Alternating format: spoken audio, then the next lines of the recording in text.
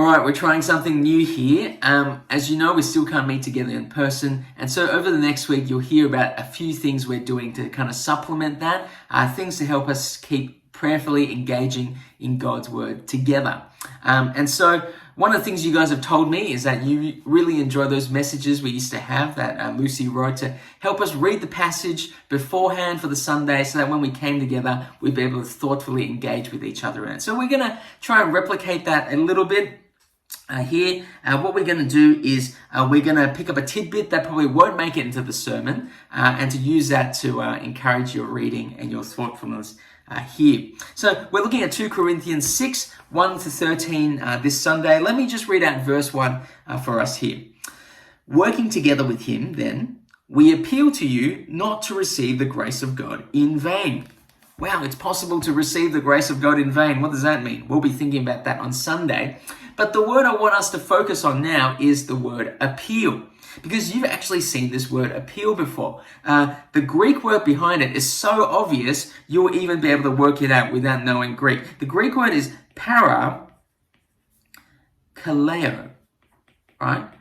Now, if we split it in half, it becomes even more obvious. Para, like parallel, means side. Kaleo, sounds like calling, doesn't it? It means to speak. It's coming alongside someone and to speak into their lives.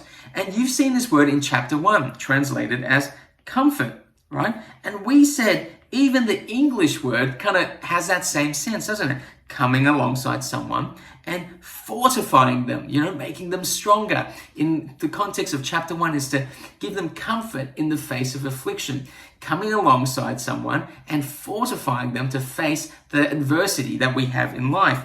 Or elsewhere, it's often translated as encourage, right? Literally putting courage in someone. So coming to someone and putting courage in them again to face the adversity of life or to keep living the Christian walk.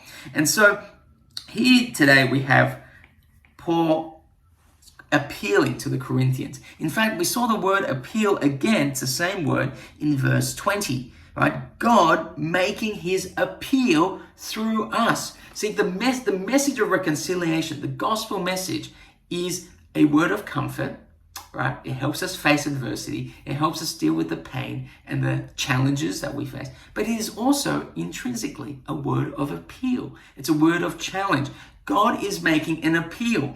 Paul is making an appeal to the Corinthians to live lives that are centered on the gospel. So I wonder whether there's something for us to think about, right? Whether we have been not just comforted by the gospel, but challenged by it. We'll see the Corinthians be challenged by it. But also, are we doing that ourselves?